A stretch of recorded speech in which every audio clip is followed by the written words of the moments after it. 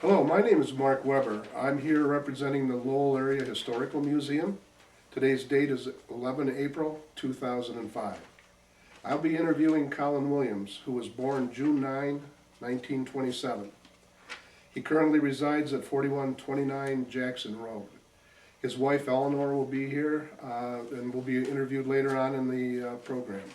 Jim White will be running the cameras. I'm ready. Colin, first of all, I'd like to ask which war you were involved with. I was in World War II. Okay, how did you make your decision to enter the war? Well, I had four brothers. Well, total in our family, we had about five of us that were in the service. So earlier I had three brothers that was in. And of course, back in those days, everything was pretty much patriotic. Young people, that was their main goal, was to get in the service and serve their country, I guess. So that's what I did. How old were you at the time? I was 17 years old. How did you make your choice on which branch of the service to go? I kind of thought, well, the Army, they were always sleeping in the mud and walking through the mud, and I thought, well, ships didn't look too bad, and I know you could get pretty wet, but I decided maybe the Navy would be for me. Where were you living at the time? I was living at 470 Lafayette Street in Ionia. Did where you were living, as you just said, it was a pretty patriotic type thing. Was there an expectation that all people your age would end up in the service somewhere, somehow? Yes, mainly the draft. There was still drafting people for the service, and then like the Air Force and different branches would come to the schools and put on a little campaign to get people to enlist as they graduated. Was there any other reason that you had? I mean, there was the expectation that you would join, but were there any other reasons you had to become part of the war effort? No, I just wanted to get in and do my part, and I thought that was a good time to do it. I was pretty young yet, and but when I enlisted, there was 52 of us from Michigan, and they were all about the same age. So, The 52 men that you went in the service with, did you all go to the boot camp at the same time? yes, we did. The same one, the same boot camp? The same boot camp, Great Lakes, Illinois. And they were all from Michigan? They were all from Michigan. Different parts of Michigan, or just this area? Spread throughout Michigan, mainly Detroit and Muskegon and Grand Rapids and probably Traverse City and those areas. Do you recall your first few days in the service there in boot camp? Yes, that was quite a different life from what I was used to. How so? Well, I think they were trying to train us for discipline, and so when we first started out, they'd get us up early in the morning and stand us by a bunk, and then we'd have to memorize certain things, and then they would kind of yell in your face and and try to get the information out of you. So that was different than anything. And then at nighttime, we'd go to bed, and then 2 o'clock in the morning, they'd wake you up and make you run around what we called the grinder, what was a big asphalt field, and so we'd be doing that at 2 o'clock in the morning. Was there anything other than that made the adjustment difficult? No, I didn't really see anything too difficult. When I went in the service, I made up my mind I would take anything that they could throw at me, so it wasn't too difficult for me. What were your feelings those first few days about the military, about your mission, about home and all that? Oh, I kind of missed home, and missed my girlfriend, and that was different. But I just got myself prepared for it. Before the war, how far had you traveled away from Michigan? I never was out of state of Michigan before. So this was the first time you'd left the state of The Michigan? first time, yes. Is there anything about the boot camp that you call was kind of humorous or? Well, it, sometimes oft times get kind of throwing things around in the barracks, you know, and they put a mark on my pillowcase, and so the next morning we had inspection, but I never saw the mark. Whatever made it, I don't know for sure, but I thought it was a boot. But anyway, it made a mark on my pillowcase, and when the inspectors came around and saw that mark, they got the whole barracks up at 2 o'clock in the morning, and we had to run around the grinder till about 3, and then they let us come back in. And the petty officer that was in charge of our barracks, he could run faster and we could backwards than we could frontwards, and he always kept an eye on us to see who was going to kind of slough off a little bit. And so that would be about the only thing. Do you think the experience at boot camp prepared you for the life that you were going to lead for the next year? Yeah, I played in the drum and bugle corps while I was there, so that kind of helped me get out a few things, and like KP and that. So after that, yes, they had classes that we had to learn spotting of airplanes and different ships and things like that. So You were 17 years old, so you really were still part of school. How much money were you being paid in the military once you became an active member? I got $50 a month and had to buy our own clothes with the $50 a month. And that's about all we had to spend. Of course, out in the middle of the ocean, you didn't have much to spend it on anyway. So. Were you able to save any? I mean, because you were out at sea so much, were you able to save any money? I mean, it was. Oh, no, I didn't save too much, no. Because if we went to the canteen or anything like that, yes, we had to buy our own stuff, so we spent it. And before I went into service, you couldn't buy anything. Everything was rations, you know, and candy bars. You couldn't see candy bars very often, marshmallows or anything like that. So, but when you got into service, yeah, they had a lot of candy bars, and we'd go to the canteen and buy what we call Colac. So it was something like ice cream, and so we could spend our money doing that. Good.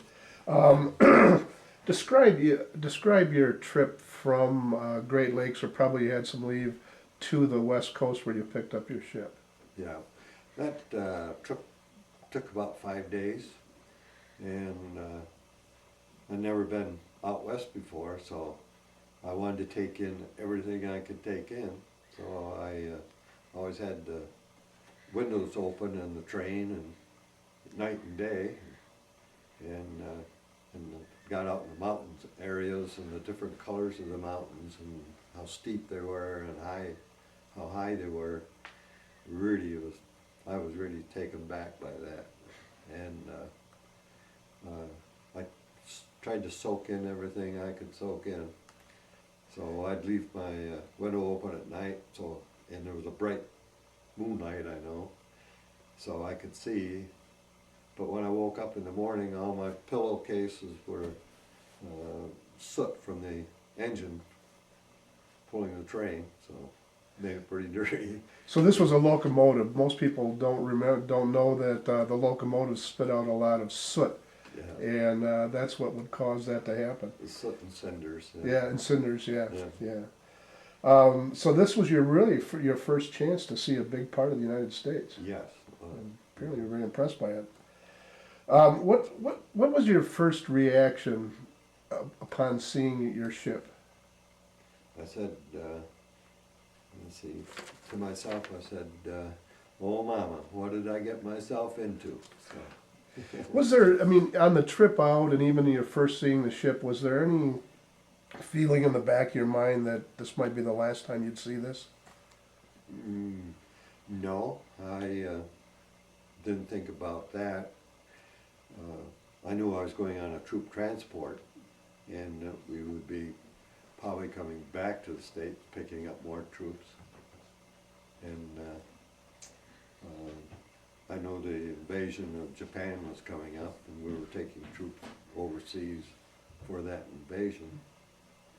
So everybody was, it was a known factor of, people felt that the invasion was coming, that had to be. That's right. Yeah. Mhm. Yes. What was your job assignment on the ship? Well, I was deckhand when I first went on for quite a while. And then I went to,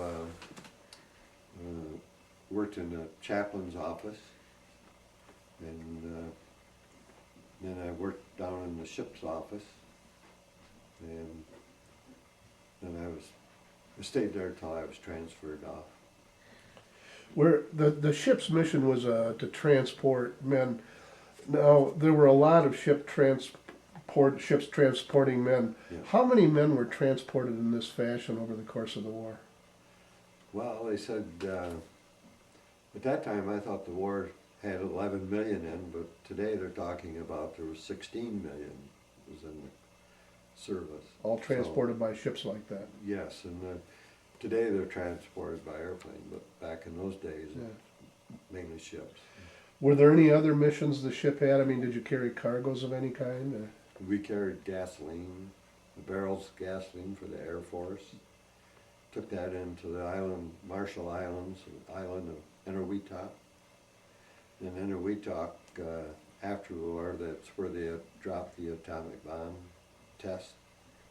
So when we sailed, I would imagine about 24, 25 days to get to Eniwetok. And all it was is just a little sandy beach up just over the top of the ocean. So elevation wasn't very high. And we were quite amazed how small it was, but I guess it was big enough to have a few airplanes on it. Was your reaction, and this is it? This is what we've come all this way for? Yeah, that's, you see one island, I guess you about see them all. There wasn't very many trees on Eniwetok, I don't know why, but there wasn't very many trees on it. The other islands had quite a few jungle, all jungle. Did the feeling that you were carrying gasoline on board, so much gasoline, was that an uneasy type thing? I mean, did you worry, well, what would happen if we had a fire on board or something like that? Yeah, I wasn't worried so much because being my first trip, I was expecting something every day to learn something. So, but the crew that had been on there for 4 years, the crew members, they were pretty worried. I'll bet. Yeah. Okay, you've never been out to sea before, and you leave the harbor. You and how many people, how many soldiers were you carrying? Maybe that first trip across? Well, the first trip was the gasoline, and then the second trip we started carrying troops, and we carry about 2,000 troops. And our ship wasn't really outfitted for that, but we did carry that many troops. With this many people on board, did you hit rough weather? Oh yes, the first trip that I went out was very rough that night, and I don't know how come they called my name, but I had to go up on the bridge and look out for other ships, and it was raining quite hard, and the ocean was very rough, and there was a destroyer in front of us, and he would bob up and we'd go down, and he would come up and we could go down, and he'd go completely out of sight. So the ocean was pretty rough. And this was your first time out on an ocean, right? That was the first time, yeah. Did people get sick on board? Yes, all 52 of us, I think, were. The other sailors were getting pretty used to it, but that was Well, how about when you were transporting troops? They must have had the same thing. They'd never been out before. And oh yes, yeah. They did get very sick. Did you did you get to the point where you just kind of hated that first part of any cruise across? Because Yes, the first 5,000 miles, or I shouldn't say that, the first 2,500 miles going to Hawaii, and the ocean was pretty rough off the west coast United States until we got near Hawaii, and then it smoothed out pretty much after that. But if we got any storms, the ocean could get pretty rough in the South Pacific. Yeah. and when a person threw up, who cleaned it up? I think they usually did it themselves, and then some of the troops, we might have to go down and do it as far as, because they were down below, in compartments below our decks, and very hot down there when we got in the South Pacific. And it was very hot, and they didn't come up. They didn't come up too often. They'd lay in their bunks.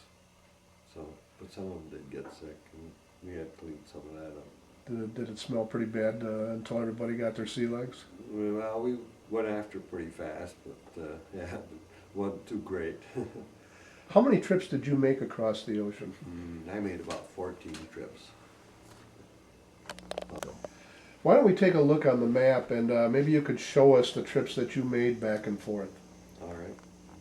We'll start off with a picture of Colin's ship. Maybe, Colin, you could explain your ship to us, the name and some features on it there? This was a what they call an attack transport ship, amphibious assault, and we had a number of landing craft, 32 landing craft on there, and we take the troops to the beaches, and then we could have mechanized landing craft that would take bigger pieces of the equipment to the beaches. And this ship was named after Charles Carroll, the signing of the independence. And let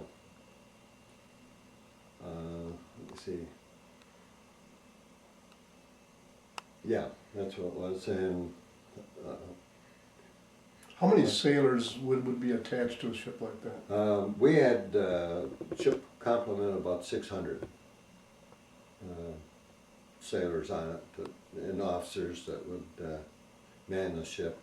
And all the men you went to boot camp with sailed with you? I mean, you all were stationed on the ship, right? Yes, we were From all Michigan. stationed on, went all through the service together, came home together on the troop train. So, so we got to know each other pretty much. And I had only seen 2 since the war, but that was right after the war, and I haven't heard or seen anybody since then. That's too bad. Yeah, Colin, if you could show us on the map here, you made 14 trips across, some of the landfalls you made on the map. Yes. Our first one, this is Hawaii. We stopped at the Hawaii on our first trip, and then we went on over into Marshall Islands, the Eniwetok, and I think that would be right there. This would be Eniwetok. And then we dispersed our load of gasoline. I think we had about 60,000 barrels of gasoline that we had to take off. And we did that, and then we returned back to the United States. After that, we picked up 2,000 troops, and we took off, and we went over into Ulithi, which I think would be right there, and we dispersed some troops in Ulithi, on the island of Ulithi, and then we came back, picked up more troops in San Francisco, and we went across from there into the Philippine Islands, and we went to Mindanao the first time, which would be down the southern part of the Philippines. Then we came back to the United States, got some more troops, and then we went into Leyte, island of Leyte, and dispersed troops there, came back home, got some more troops, went into Samara, which is just north of Leyte, and dropped troops off in Samara. So I kept going back and forth. Then we went into the island of Mindoro, and let me see, Mindoro, and then we went into a number of places on Luzon, island Luzon, went into the capital of the Philippines, Manila, and that was pretty well torn up. They said that was the most bombed out city in the world at that time. And went into Manila, and then right off there is Corregidor. When the war broke out, that island made lots of history, because that was the final island that finally surrendered. And that's where MacArthur was. So went into Subic Bay, where a lot of ships were still sunk, and all you could see is some mast sticking out of the water, or the superstructure might be sticking out of the water, but they were just sitting there, and it went on for miles, where those ships were all lined up. What was your reaction when you saw that? Oh, I wondered about the early part of the war. Of course, we were reading about it in newspapers, and tried to get a feeling how those people felt. I mean, there was Japanese ships there just as well as United States ships. And it did make a big impression on you. So it was clear that some intense fighting had gone on there. Oh, yes. Mm-hmm. Yeah. So then, pretty soon, we were going into the Philippines, and then we'd get information about atomic bomb, and telling how big this bomb was. And we didn't believe it. We couldn't believe what they were saying. Now this was after it was exploded, is that it? Just before. Oh, just before? You knew about it before, eh? Just a little bit, yeah. We were getting some newspaper articles, and they told us about it, but we didn't believe it. Why? And I mean, what, just the idea of something that huge? right, for the what we call blockbuster bombs and things like that. This was so much more power than what those bombs were. And I know during the war what the damage that we did in Europe and did in the Middle East, or the Far East. It was there a quite a lot of feeling, damage, but one bomb doing what it did, we couldn't believe. was there the feeling that if this was true, that it could end the war? They told us possibly it could, but we didn't really believe it. We were preparing ourselves for the invasion of Japan, and we knew that was going to be because Japan was pretty well prepared for anybody coming in. You must have had a chance to talk with the infantry guys that you were transporting. Were they pretty, I mean, they must have felt that to invade Japan would have been a horrible loss of life for everybody. Yes, they expected 1 million casualties there. So, yes, they did, but they were pretty quiet. They didn't dwell on anything like that. They had a mission. Kept their thoughts to themselves, I guess. Okay. And then where else did you go? So you went into China. Then I finally, the war was over. I did go into Nagoya, Japan, and I was quite amazed there because people were standing on the dock when we went in, and it was time for us to have our meals, or a noon meal.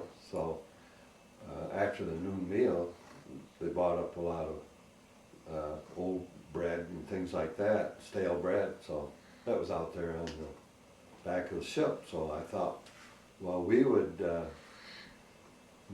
feed the fish. So we threw this bread in the water, and this is February in Japan. It's quite cold that day. But when we threw that bread in the water, those people dove off the bridge, off the dock, to get that bread. And Food eat was it. that scarce for them? Food was that scarce, yeah. And I was really surprised. But then I did go downtown. There was not much left of it. It was pretty well bombed out. But I did go down. There was a few buildings, and I went down there and walked around and see what it was like, go inside of it, and be with the Japanese people at that time. But they were pretty well beat, and they were pretty good. We weren't afraid to go any place at that time. So then we came back to the United States, and then we went back up into China. I went into Tientsin, China, and then I got into Sentao, China, and then we came back to the United States. Before that, we were picking up some Marines, I think, taking Marines out and taking them down to Guam. And then from Guam we came back to the United States and picked up more troops for probably occupation. So then we went back, and I went into, let's see, trying to think of the name of that city. We're kind of a little bit. Was it Japan or? Yeah, it was in Japan. Yeah. It was in the island, Kyushu, I think it was. Yeah. Let's see, Sasebo. I was Okay. in the town of Sasebo, which was a shipbuilding area at that time. And we went up in the mountains, and you could see with all the gun emplacements and things like that, that the Japanese were pretty well prepared for any invasion that might come along. So we left troops off for the occupation, and then we came back to the United States and picked up some more troops, and then we came back. I think we went back down in the Philippines and dropped them off, and then as we were going back and forth after the war, we were taking troops that had been over there for 3 years, and they were pretty hesitant about getting on the ship because they remembered their trip over, and they said all the time they were there, they were thinking about this trip back home. They were more afraid about the trip back home than they were Fighting the Japanese? fighting the Japanese. So we took some troops back home on some of these trips. And then we came back to China, and we went into Shanghai, China. And I always tried to position myself on the ship so I could get the best view. But we went up to the Yangtze River and watching those families on those junks and small boats roaring up the Yangtze River was quite a sight. So we're what, about a year from the time that the 17-year-old left Saranac? Yeah, a little over a year, yeah. Yeah. Mm-hmm.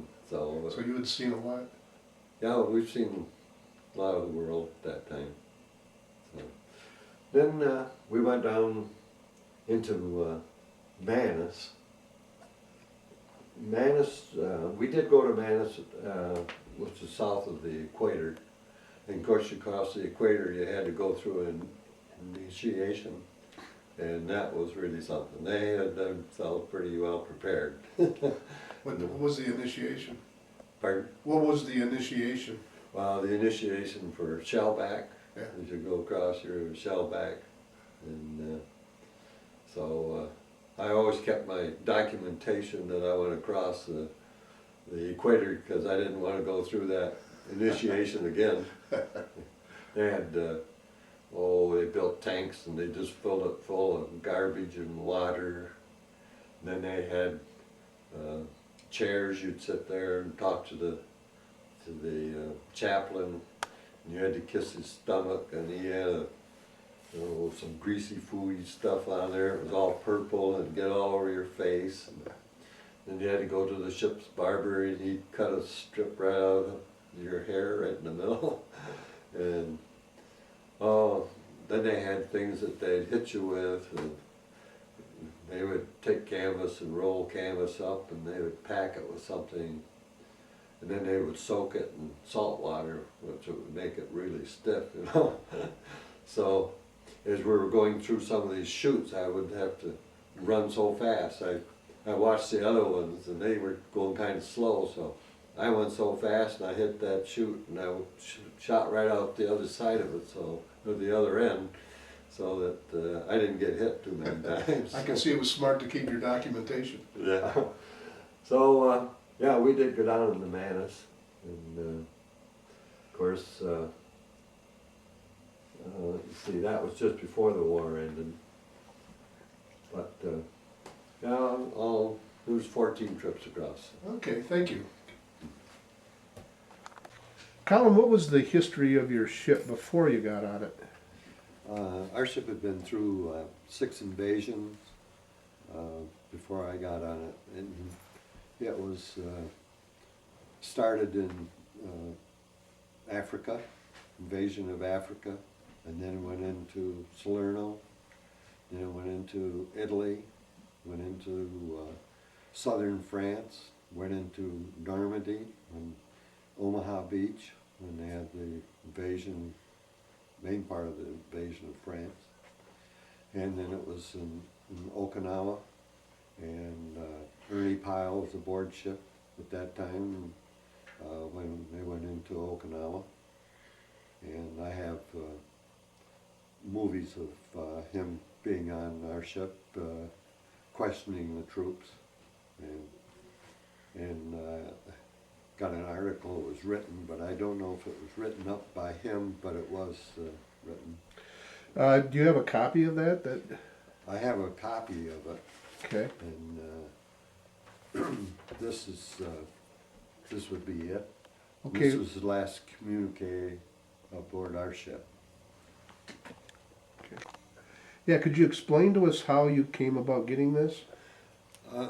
Yes, when I worked in the chaplain's office, somebody kept records in there, and when I left the ship, I picked up some of the things that I thought would be historical someday. So I did pick up the copy of his last, Ernie Pyle's last communique off our ship, and then he went to island of Okinawa, and he was on Okinawa a few days, and then he was killed by a sniper at that time. Would you say that at that time Ernie Pyle probably was the most famous war reporter of his day? Yes, I would. Everybody, my mother read his articles because he was in the battles through Europe, and she would read his articles every day. And he was quite famous. Everybody knew what Ernie Pyle was. And there is a memorial to him in Indiana. And I visited quite often by people. Okay, thank you. Okay, could you tell me what other duties did you have on board the ship? Yeah, now we're on page 2 of an actual document written by Ernie Pyle, again, one of the most famous reporters, probably the most famous reporter of World War II. I'd like to continue on with questions about the ship. What other duties did you have on board ship, like watches, things like that? Yes, we had to go on watch. We would spend 4 hours twice a day. We'd go on watch, and each watch would be 4 hours in length of time. And then we'd go out, and you could either eat, had your breakfasts or dinners, or the other hours we had to work, plus we had to sleep. So. What were you watching for? I mean, was it planes, submarines, all the Yes, above? there was they were watching for submarines and airplanes all the time. Yeah. Did you ever think you saw a periscope? Well, one convoy we went across, they were dropping depth charges. Oh. And I didn't know for sure what it was, but we kept on going. And but there was a destroyer back there dropping depth charges. So they must have felt there was a submarine in the area. I'm pretty sure they did. And then we had stand by for an air raid one time, and but we never did see the planes at that time. Mines, we did get into a minefield, and we did shoot mines with rifles. The Japanese cut loose 100,000 mines, and I think that was the time that we were getting up near Japan, and we got into those minefields. We were shooting mines with rifles. Did you have a chance to do that? I didn't do it, but most of us we saw these mines out there, so we were so taken by it that we stood by the fellow who was shooting. He was a sharpshooter, and so we were standing there watching him, but I don't think we ever sunk one. Oh, sorry. No, we had to take off. We couldn't stay there in one area too long. And the ship we would be in a zigzag position all the time. So How much time extra do you think the zigzagging took to get across the ocean? Well, I never thought about it at that time, but I imagine it might have added a day or so. Yeah. You and others aboard your ship believe that you were in the vicinity of the Indiana when it was sunk. Could you describe the situation and your feelings about that? Well, at that time, of course, we didn't really know what happened that night, but I was sleeping because it was so hot down below, and we were headed down toward the equator. We left Samara, and we're on our way to Manus. And as we're coming from the Philippines, going out, we kind of made a wide swing out into the Philippine Sea, and the Indiana was left Guam after delivering the atomic bomb, and they were headed toward Samara or Leyte, where we just left. And that night, I was sleeping with a fellow by the name of David Smale, and he was from Flint. And I think he went on gun watch that night, and I was sleeping up there all by myself at that time. But when he came off watch that morning, he said there was a big flash of fire that they saw, and they figured that there was a ship sunk, but they didn't know what ship. And but we kept on going. Could you explain what kind of ship the Indiana was and how it was destroyed? It was destroyed by a torpedo, and that was a cruiser. You see, I got some information on that right here. Someplace. Could you tell us, we have a picture now of the Indiana, obviously before it was sunk, but could you tell us what happened there? There's a lot of controversy over that story. Yes, he was court-martialed because he wasn't zigzagging. The captain of the He ship. wasn't zigzagging, and Captain McVeigh was taken to court-martial and then discharged dishonorably from the service, I think. And just recently, this all came to light. After the war, when he came back home, he felt so terrible of what happened by losing that ship that he did commit suicide. But the family wanted to clear his name, and so they were asking people to write in, sailors to write in, to get his name cleared. And I did so, and I did get a little letter back thanking me for that. And they did clear his name, his record. But as far as the Indiana, I can't prove that that was the Indiana that night, but it was the same night, it was the same time. But the crew was in the water for 5 days. That ship was missing for 5 days before anybody ever knew that it was missing. Huh. So, Maybe, could you explain, maybe we should discuss zigzagging, what the purpose of that was and what exactly the process was. And well, zigzagging was for the defense of submarines, that they couldn't, it was more difficult for them to line their torpedoes up so that when they fired them, we would be on a different direction, so it made them difficult. And so all the way along, you would zigzag to prevent being hit by torpedoes. So the idea was that by the time they could get a bearing on the ship would be changing direction, so they could never get a long enough fix on the ship to shoot a torpedo at it Well, that's what they accurately. we tried. They were trying that, but a lot of them were hit by torpedoes. How much concern did you have aboard ship that your ship would be torpedoed? You as a sailor, was that a constant thought in your mind, or? No, it wasn't as far as that goes. We were busy and just doing our duties, and we didn't worry about it too much that time. Okay, I'd like to get some ask some questions about life aboard ship and just what it was like to be in the service on that ship at that time. How did you stay in touch with your family? I would get mail. We'd probably have to wait 25 days time we got overseas someplace, and then they would have a mail.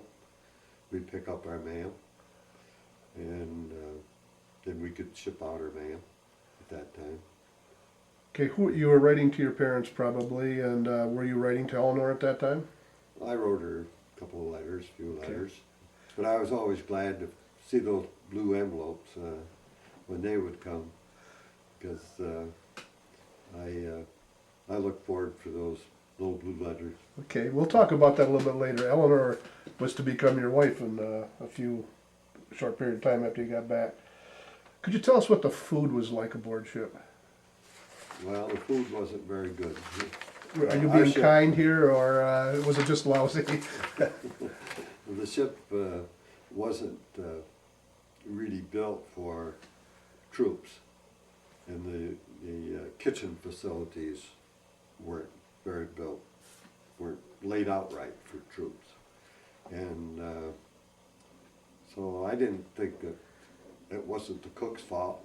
I just think it's the things that they stocked on the ship and the way they had to prepare it didn't come out very well. So I didn't care for the Navy food aboard ship. Would Ernie Pyle have been eating Navy food if he had been aboard the ship, or would he have been dining with the captain? Well, I think he dined with the officers up in the officers' quarters. They had a dining hall up there also. So their food was probably a So their little better. food was probably different than ours. And when you ate, how was it? You sat down, or? When we carried troops, everybody stood up. We had to stand up, and we could raise and lower our tables. There were stanchions there with holes in them. We could raise them and lower them. So we'd raise them up when we had troops, and sometimes we would lower them and sit down when we just had the ship's crew. Okay. It was always quite funny. We'd get into storms, and we have cans, big garbage cans. We'd take our tray. We were 8 off trays, and we had to take our trays up to the garbage cans and soak them and wash the food off, and then take them over and put them in a stack, and then the dishwasher would come and pick them up and rewash them. But that would make it so wet, the deck was so wet. We'd be getting some storms, that was always so slippery around those garbage cans that, full of water and garbage that sometimes you would fall down and get kind of messed up. What were the sleeping arrangements like, especially when you were taking troops, transporting troops? The troops, they were down on the third deck, and very hot down there. And they had racks, maybe, everything was, we call racks, because the beds were stacked and probably down there was 7 high, and they were probably maybe 18 inches apart, so you could just crawl in. And ours were, I think ours maybe were about 5, stacked 5 high, and they were just about 18 inches apart. And you just could just crawl in, and that's the room that you had. What was the best bunk? The number 1, 3, or 5? Or Number 5. I always liked number 5. on the top? On top. Why is that, so no one? Yeah, you're up there and you're by yourself more. Of course, these bunks, or in the rack, you had 2 of them together. So one would be on one side of the stanchion and we were on the other side. So you always had somebody very close to you. But down on the bottom one, people could always go by in the middle of the night and wake you up. And How many men would be sleeping in, let's say, a 10 by 10 area, approximately? What would you figure? I would say about 10 people. 10 people? Yeah. Okay. Did you feel any pressure out at sea? I don't know. I know that you were transporting these people. The war, was that always out there for you in your mind? Well, yeah, because we have to be alert for gun watch and in general quarters if we spotted anything. So they trained us for that. So the training was pretty good. Yes. What about showers? Showers, I think we could have soft water, soft water, which we would make up ourselves, maybe twice a week. But other showers, you'd have salt water, probably take you three times a week. You could probably use that, but yeah, But it was always pretty sticky, I was going to say, you couldn't get the brine off then, Yeah, and it was hot. yeah, and it was hot. You bet. What about, did you have much leave time? I know some of the places you went wouldn't have had deep water ports, but did you have much time in leave? No, we'd go all the way across the ocean, and some places we'd just disembark our troops and turn right around and come back home. But when we got into Philippine Islands, I went ashore a few times, and we had to go in and drop off supplies, or they would send us to pick up messages probably, certain things. So I would get to go on shore, and we'd be there maybe for a day or two, and then we'd turn right around and take off again, leave. What was the most impressive place? I mean, you were in the Philippines, Japan, and Korea, not Korea, but China. What out of all of those things you saw, what impressed you most? Well, I think Manila being bombed out as much as it was, and going into China, I was really impressed with what I saw there. And I always tried to position myself where I could see everything that I could see. It was an opportunity. Yeah, I knew it would never come again. And studying history in school, about China. I didn't study too hard because I never thought I'd get there. Yeah. But that's when the Chinese Revolution had started, and that's why we were going in. Could you describe where you were and what your feelings were when you heard that the war had come to an end? You must have heard that the atomic bomb was dropped, and then shortly after the war came to an end. I think we were in the Philippine Islands at that time, and we were picking up some troops who had been through the battles from Buna all the way up through the Philippines, and they'd been over there for 3 years, and we were bringing them home, and that's when the war came to an end. And they were very silent. There wasn't a lot of celebration going on as far as that goes. When you dropped them off in the United States, could you explain that situation as you're coming into, I believe, San Francisco, was it? San Francisco, yes. When we had those same troops, we came in, but it was quite foggy off the coast. So we waited out there for quite a while, waiting for a pilot to come out and take the ship into the harbor. A harbor pilot. Yeah, the harbor pilot. Yeah. And the troops were standing up by the bow of the ship looking. They wanted to see who was going to be the first one to spot the Golden Gate Bridge.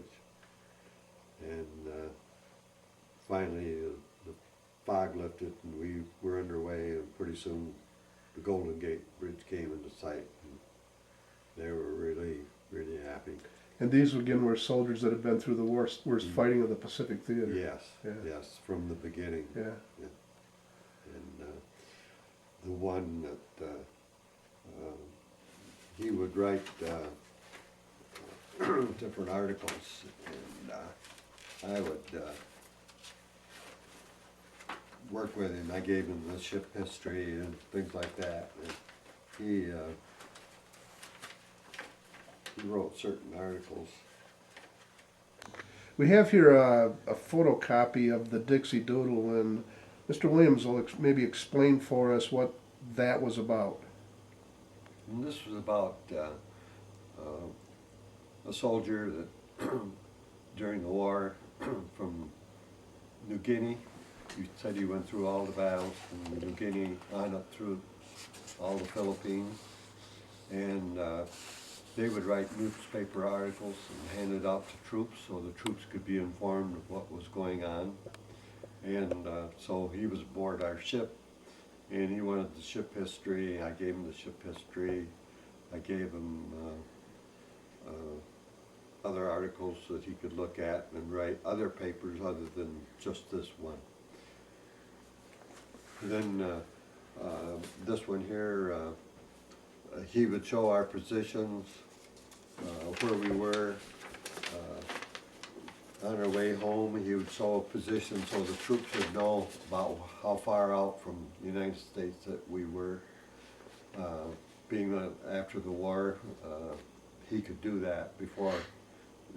Nobody knew where we were going or where we were at the time, so that was quite strange to be able to see that. But anyway, he would show the progress of the ship getting closer to the United States, and the troops really appreciated that. So. Was that a strange feeling, not knowing, I mean, during the war, not knowing where you were going? You were just sailing somewhere? Well, I'd like to tell my family where I was going, but I knew I couldn't, so Yeah. I just left it at that. Okay, could you explain to us what it was like during the war, not knowing where you were going? You were just always sailing towards some place, you had no idea what it was. Well, we had wondering of where we were and how long it was going to take us to get to where we were going. That was always a question. We couldn't tell our families where we were going, so it was a lot different back during World War II than what it is today. The news commentators today give away more information, and it makes me just sick to see what they're doing. But back during World War II, they kept that information very quiet. Did you make guesses on board where you might be going amongst the sailors? No, we didn't guess. We just put it on our mind and just got busy and went on our way. Can you explain to me the last time you walked off that ship that you knew that you were done with that experience, what your feelings were? It was quite a feeling. Because when we aboard ship, we always had to salute the flag. And the flag was always at the fantail of the ship. And when we left that day and coming down the gangplank, that was quite a feeling to leave it. Could you explain what you were thinking about? Well, I was thinking that what's going to happen to the ship? Where's it going? I know it was going to go back to China, Shanghai, China. They said the new crew was coming on and they were getting prepared to go back to China. And so after that I wondered what was going to happen to it. I guess they put it in mothballs for a few years and then they sold it to the Chinese and scrapped it out. So the ship became the men became very attached to it. I mean, it was their lifeline. The older sailors had been on there for many years. They wanted to get off. They wanted to go home. They had their fill of it, and they wanted to go home. And I was ready to go home too. As far as that goes, I was glad to leave it, but it still left me with quite a feeling of not seeing that ship again. It's a big part of your life. Oh yeah. It was the big change of life for me. Okay.